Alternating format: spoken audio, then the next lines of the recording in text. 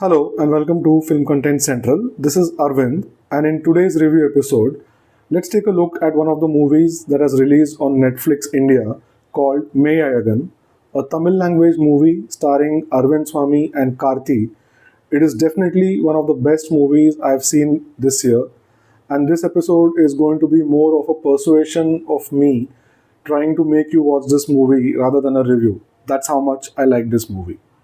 Now, I must confess that it is only after watching this movie fully did I realize that this movie has been directed by C. Prem Kumar, the same director who directed the Vijay Sethupathi Trisha Starrer 96, which I loved equally. Now, only after I knew this information did I realize why this movie, Meiyazhagan, looks like this, sounds like this, and feels like this. It is one of the most simple, sensitive, relationship based dramas that will make you laugh and cry in equal measure. Now, let's talk about the movie and the plot itself. It's a very simple plot based upon a man who's been away from his hometown for a long 20 years, and then because of a wedding of his sister that he has to attend, he has to go back to his hometown that's been long past him, and he is in two minds whether to go there or not because of painful memories associated with his past. This man, played beautifully and sensitively by Arvind Swamy, with equal bit of gravitas and equal bit of sensitivity, finally decides to go back and make that trip. And the whole movie is about what happens when he finally decides to take that trip, goes back to his roots, connects back to his memories, some of them painful, some of them beautiful, and the people and the things that he happens to see and meet along the way. One of the characters in this movie that he happens to meet is played by Karthi, who introduces himself as a long lost cousin and does not really tell Arvind Swamy who he really is. Then the entire movie plays out on this concept of you having met a person from your past whom you can't really place and the awkward situations that it puts you through. The movie's plot then plays out as a series of incidents and misunderstandings that happen between Arvind Swamy and Karthi's character and all the relatives and other people around them. It is played out as a series of tiny small incidents.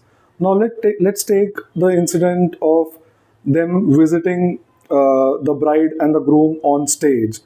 Uh, there's a lot of fun moments before that, but the director beautifully infuses emotion and sentimentality in the proceedings in that entire golusu or the foot anklet sequence where Arvind Swamy's character as the elder brother gifts a series of things to his sister, and the sister insists that her brother put them on her on stage in front of everybody. It's a beautiful 1.5 minute sequence scored wonderfully by Govind Vasantha, who also did the background score for 96. And it plays out in such a way that it is sure to invoke a lot of emotions in you. Right after you have laughed for a long time, it will suddenly make you cry. That is how the movie plays out. There are a few other major highlights like this in the movie, sequences that make you both laugh and cry. Like the sequence where, after a lot of incidents that happen, Arvind Swamy's character finally has to spend the night at Karthik's character's house, and they end up drinking throughout the night, and they end up going to the temple and the pond where they continue drinking and they begin reminiscing about the past. It's a beautiful sequence where a lot of flashbacks are also introduced, but not in a way that will make the film drag, but it will make you remember moments from your own childhood, from your own past, perhaps things that you yourself left behind and moved on in life. There's a beautiful sequence where Karthi's character talks about a cycle that has been passed on from Arvind Swamy's character to him, and the whole emotion attached to that cycle. There's also a sequence where he talks very at length about a bull that he happens to own and take care of in his house, and how that bull has been it's been participating in sporting events in the southern districts. It's a long drawn out sequence, but only after that sequence is completely over do you really realize why the director actually had all that dialogue in there and how he beautifully connects that with the overall thread of the story.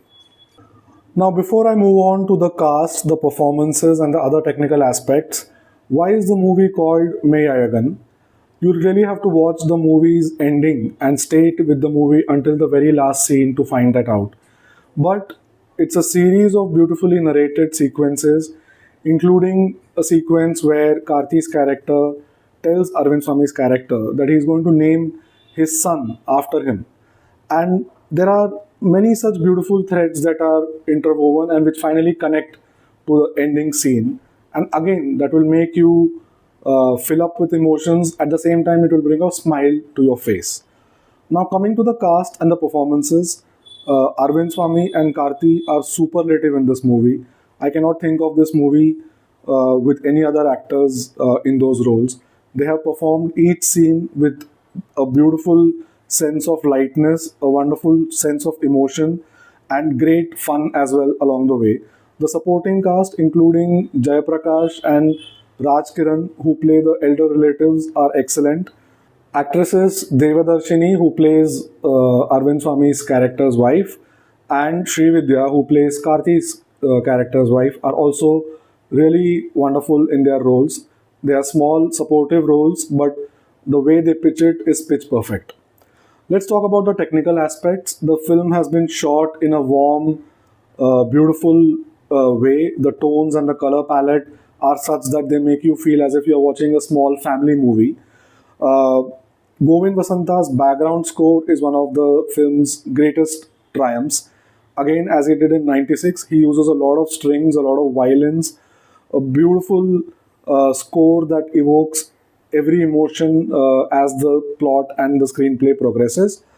One gripe that I do have with the movie are a couple of songs that uh, come in at the beginning, at the end of the movie, which are too on the nose in terms of the sentimentality that they want to evoke.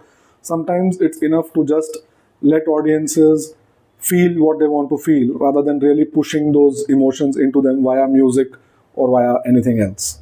Before we wrap up this review, a point that I forgot to mention: the actor who plays the young Arvind Swami, Saran Shakti, in the initial portions of the movie and in some flashbacks, is also excellent. The casting is perfect.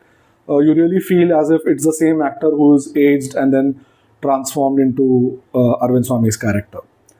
So that's it about my review of one of the most wonderful movies that's been released this year. A simple, poignant movie that you surely mustn't miss. Go ahead and watch Meiyhagan in Tamil or other languages which are available on Netflix India.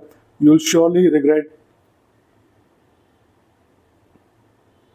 So Meiyhagan, preferably watched in the original Tamil language with subtitles, is my recommendation at Film Content Central.